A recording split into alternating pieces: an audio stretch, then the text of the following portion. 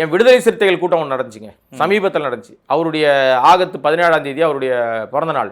அதுக்காக ஒரு பெரிய மாநாடு ஒன்று போட்டாங்க. அந்த மாநாடு முடிஞ்சிருச்சு. முடிஞ்ச பிறகும் இவர் திருமாவளவன் பேசி முடிச்சிட்டாரு. பேசி முடிச்ச பிறகும் கூட்டம் பின்ட்ராப் சைலண்ட் அப்படியே இருக்கு, கலையில் கலவ மாட்டேங்குது, உட்காந்துருக்கு. இன்னும் பேசுங்க பேசுங்கன்னு கத்துறாங்க. இவர் வேறு வழியில் மைக்கு பிடிச்சி மணி 11 மணிக்கு மேலே 10 மணிக்கு மேலே தாண்டிடுச்சு. தயவுசெய்து எல்லாரும் கலைஞ்சி போங்க, மீண்டும் வேறு ஒரு சந்தர்ப்பத்தில் சந்திக்கலாம், நீங்கள்லாம் போங்கன்னு அவர் திரும்பி மைக்கு சொன்ன பிறகு தான் கூட்டம் வந்து கலைஞ்சிது. அவ்வளோ டிசிப்ளினாக இருந்தாங்க. இந்த கூட்டத்தையும் நம்ம பார்க்க தான் செய்கிறோம். அதனால் கூட்டம் நடத்துகிறவர்கள், அதை நிர்வாகம் செய்கிறவர்கள், அதை அவர்கள் அந்த தலைவனாக லீட் பண்ணுறவங்களுடைய சொல்லுக்கு கட்டுப்பட்டா அது கரெக்டான கூட்டம். இங்கே யாரும் போஸ்ட் மேலே ஏறல, யாரும் சேரை உடைக்கல, யாரும் அரசு சொத்தை நாசம் பண்ணல. இதெல்லாம் இவங்க ஏன் பண்ணுறாங்கன்னா, விஜய் கிட்ட இருக்கிற பெரிய மிஸ்டேக் மைனஸாக நான் என்ன பார்க்குறேன் தெரியுமா? விஜய் ரொம்ப வெளிப்படையாக எல்லா நேரங்களிலும் எல்லாரும் பார்க்குற மாதிரி மாறினார்னா இந்த கூட்டம் கொஞ்சம் குறையும்.